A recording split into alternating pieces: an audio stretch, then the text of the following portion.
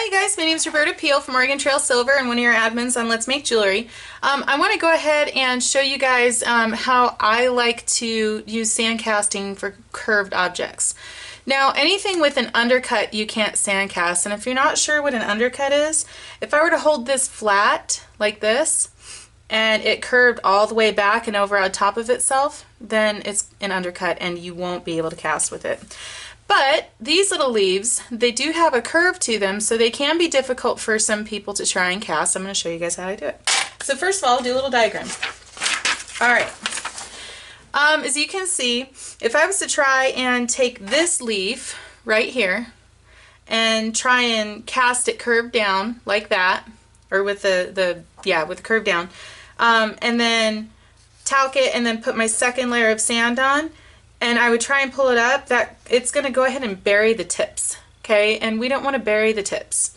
So I could flip them upside down, like in this diagram, but if I were to flip them upside down like this, then when I go to carve my vents in, I'd end up carving them into the detail. So I don't want to do that. So here's what we're going to do.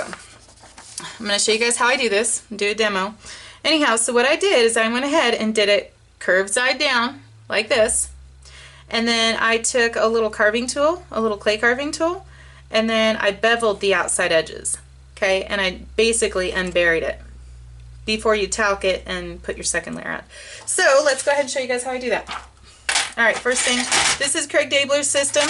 He is the master of sand casting, and I'm not going to go through the whole process of sand casting because he's got dozens of videos on it, but this is just one of my favorite ways to be able to get a good impression out of a curved object. You know, if you have a concho that's, you know, my rule of thumb is about 3 millimeters thick. So first of all, you start with the base. The base has all your vent lines in it because Craig's awesome. First time I saw this tool, I was amazed, because I always had a problem carving out the vents, and the way that they did it with the whole 90-degree flow thing, I just didn't like it with the original sand casting systems, but this one makes it so easy. So I bought it, and ever since then I've been in love with sand casting. It's made it so much less frustrating using Craig's Acu-Pour system, and if you guys don't know where to find that at, it's at DIYcastings.com. Alright, so put your sand on. Use a hammer. You really want to get your clay kind of firm. He shows you how to do this in all his tutorials.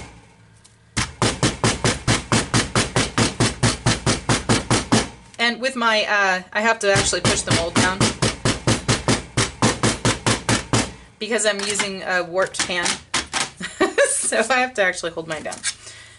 Alright, and just anything flat to work off the top. No big deal. This side doesn't have to be too pretty. This side does. Okay, so here is where that little trick comes in. First of all, I've got my sand casting pattern. This is another one of Craig Dabler's from his DIY casting site. He's got lots of sand casting patterns. He's got a lot of more fun stuff coming up too. Alright, so I'm going to go ahead and line it up where I want it to go. And then basically what I'm going to do is I'm going to push it down, and what it'll do is it'll bury anything that is curved down, which you don't really want usually, but in this particular case it's perfectly fine, and I'll show you why. Okay, so when I push it down, let me zoom in so you guys can see. Okay, so when I push it down, I want to make sure that the very top part of anything that's curved is sitting on the top of the sand, okay? But the rest of it is pretty well buried. See how the little tips are buried right here? Well, here's a little clay carving tool that I have. It's got this one little flat spatula on one end. It's got kind of a bigger spatula on the other. And all I'm going to do is I'm going to go in kind of a steep angle and just trace around it, a little bit at a time.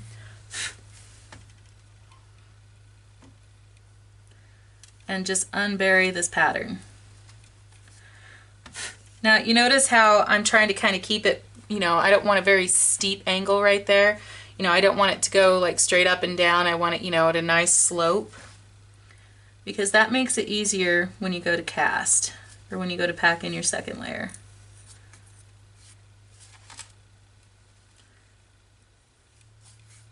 And you don't really want to go up underneath your piece. You just want to get right along the edge until that whole pattern has been unburied. In a way, this also kind of makes it easier to line your pieces back up as well.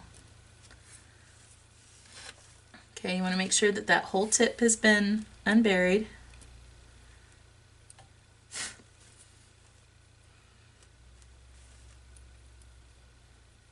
That looks pretty good. Okay, so you see how I've completely unburied that side of the pattern? But I don't really have it raised up too much, and there's a good reason why. Alright, and then we'll come over here, I'm going to do the other side.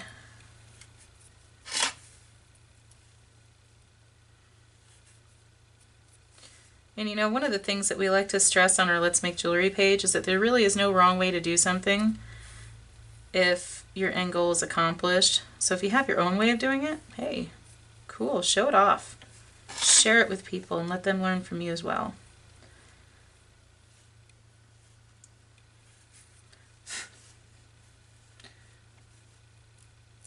And just make sure that you got all the way down to the very tip. So basically all you have to do is lift this off. Okay, but it's still got an impression, which is important. You're going to see why. And I'll take a little brush.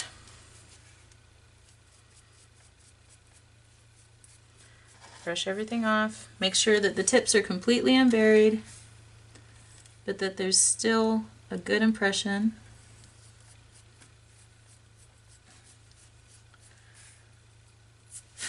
Okay, and check that side. Yep, everything looks pretty good. Alright, so the next thing I'm going to do is talc it, and then put my second layer on, carve out my vent lines, and it'll be ready to cast.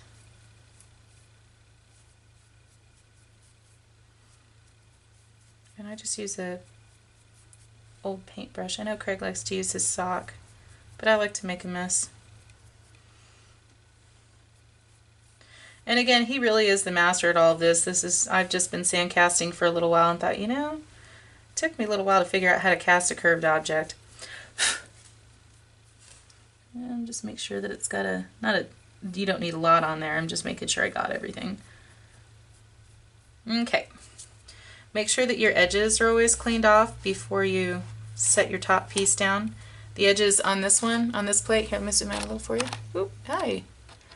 And then you want to do the same thing for the edges on this other one right here, okay? Just make sure that it sets pretty evenly. You can scrape it off, I brush it off, it doesn't really matter. Sometimes you need to do both. Okay. All talked up, and then I usually eyeball it, but if you really want to at this stage when you stack them, you can go ahead and put like a little marker or something like that on there. I usually wait until after I've packed the sand down. As a matter of fact, if I do feel like I need to mark it, then I'll wait until after I pack the sand down, and then I'll pick both tubes up at the same time and put a mark down so I know where to line it up. But this way, actually, it kind of lines itself up. So I'm going to grab some more sand.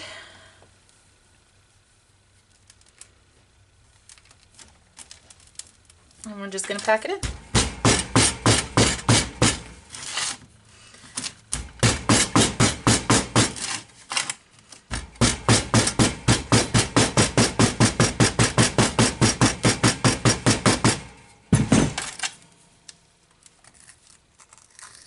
Cut that off. Clean everything up. Okay, so now that we have that all cleaned up, this right about now would be where you'd want to leave your mark. Okay, as you might, oop, hi. You might be able to see I've got a couple marks on there. I don't even really worry about it anymore. I've gotten to the point where I can just eyeball it, but for some of you who are pretty new to sand casting, it might be worth trying out. So I'm going to go ahead and lift the top straight up off from the bottom. Okay, the design transferred over, but I can still see that it, and usually it'll do this, but I can still see that it left a good little impression there.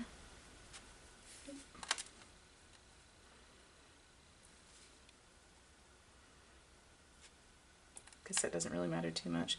See, this is what happens when you try and lift it off with an undercut, or with a little bit of an undercut. And really it's okay because I can clean that up.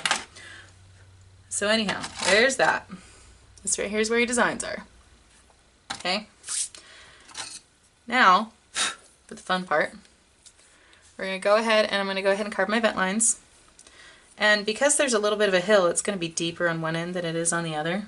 But the nice thing, and the reason why I do it this way with the design side up on the base, is because if I have to carve a sprue, you have to carve your vent lines, and a lot of times your metal is going to end up going inside of your vent lines because that, you know, it pushes the air out, and of course the air in the metal needs some place to go, which is why you have to have your vents. Anyhow, so if I have to do it, I would rather do it on the back where I don't have to worry about ruining the design, because it's going to leave those little bumps, which again, in case you guys didn't see, this right here, see the little vent lines that I carved into the back? I can clean those up fairly easily, unlike, you know, right here on the top, because I don't want to have to ruin the design. So we'll go ahead and do the vent lines now.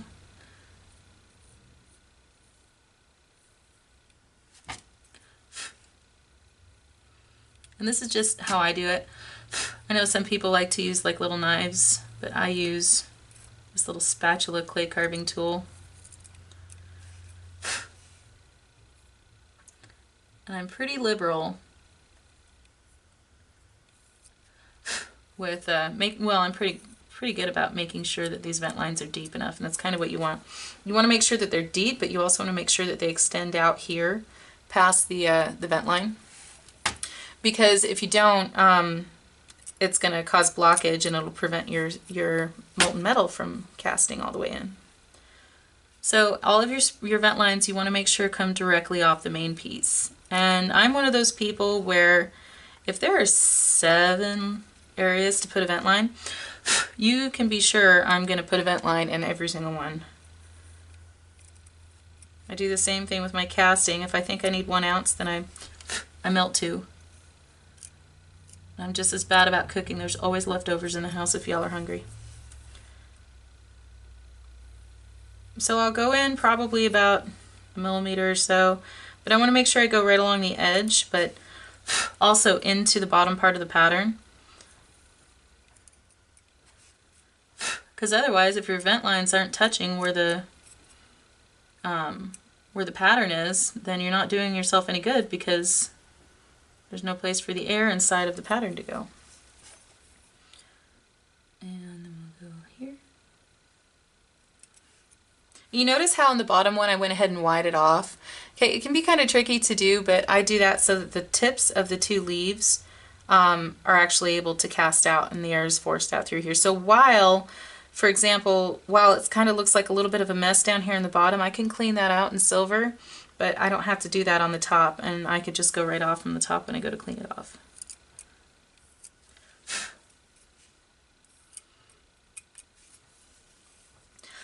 I'm a huge fan of big vent lines and lots of vent lines, because I like to make sure this crap's going to cast the first time that I do it. And it used to be with the old-time systems, I say old-time, anybody but Craig systems, Craig's Acu-Pour, I had such a hard time. In case you guys didn't know, the old way of actually doing this would be to do the same process, only on the top half you would cut your sprue and all of your vent lines, and then you would have to cut your vent lines going. It was just a mess. It was a nightmare. It was a pain in the butt. So, and I really wanted to be able to enjoy sand casting. Well, the first time that I had seen the system that Craig Dabler had come out with for his Acu-Pour, I just instantly knew it was going to be so much easier. So instead of carving all these 90-degree angles, making it harder for the metal to flow in, all I have to do is just carve straight to the vent lines. So it's like he took my problems and threw them away for me. So I can already tell, like, the back side of this is definitely going to be somewhat messy, but at least it's not the front side, because the back sides, like I said, you can clean that up. Now you just have to make sure that everything is, that all of your vents are unblocked. And I'll go around every now and then with a little brush just to make sure that there's even just a couple of grains sticking together, like right here. Even just a couple of grains sticking together are going to cause a real problem.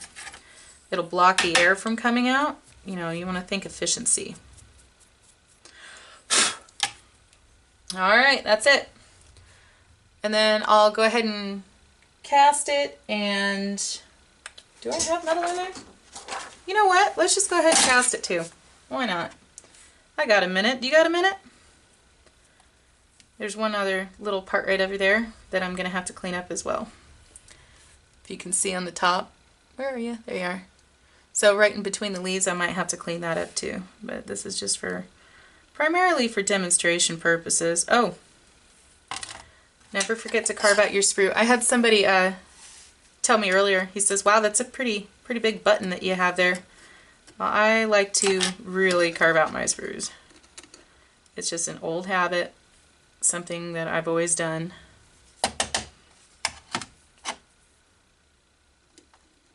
And you notice how when I'm doing this, by the way, I'm tilting the, I'm actually, where'd you go? Here you go.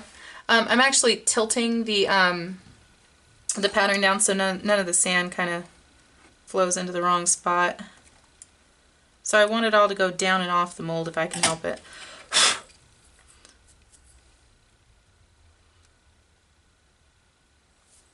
There we go. Make sure everything is good to go. And let's see.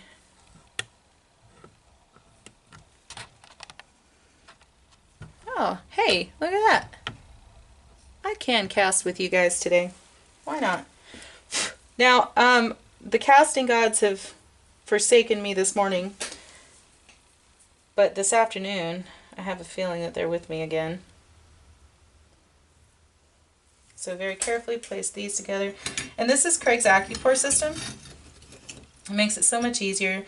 And so on the old style, you would cast with the rings from the top, and then so like if this right here was the top of the ring, you would have your sprue in here, and then you have all your vent lines carved weirdly into your sand, and then you would cast it from the very top where all the sand is right here. But the way Craig did it is he cut it out so that you can cast it from the side and just go straight in. And I don't know about you guys, but I like using map gas for casting. Okay, this is just a plumber's torch with your hardware store map gas, nothing special, but it's hot, and it takes me a couple of minutes to melt the metal. But why not? We're here.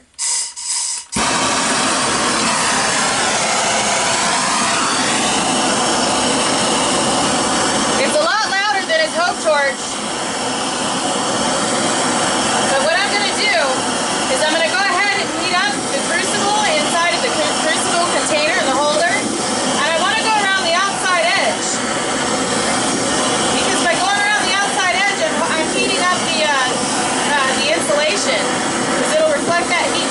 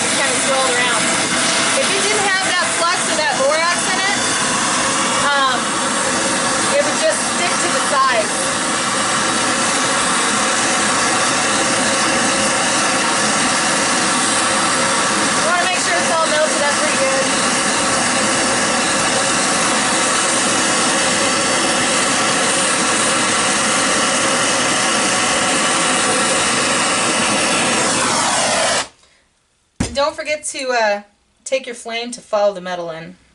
And you just dump it in. So let's see how this cast turned out.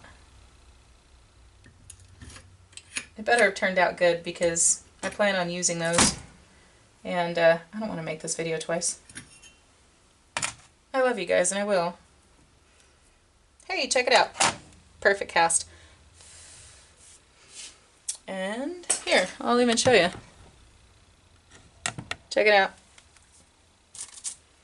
So, and yes, I have really big sprues, I know this.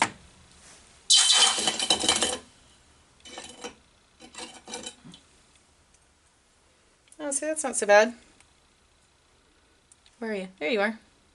So right over here, I kind of knew I was going to have a little bit to clean up right here. I could tell when I pulled it out. But the rest of it, it's all nicely curved. And then on the back side, you can see where your vent lines, or where my vent lines had been carved into the inside of it. I'll probably just grind those right off. No big deal. And then if you guys collect your silver scraps, you can go ahead and do that. But anyhow, I'll just go ahead and take a saw and cut these off and clip these off and reuse the rest of the metal. But I got a couple more of these to cast because I've gotten a great bracelet that I'm planning on doing with this. So I hope you guys enjoyed that. I hope you don't have any, if you have any questions, go ahead and ask. But that's just kind of how I cast with a curve. So I hope you guys have a great day. Thanks for watching. Bye.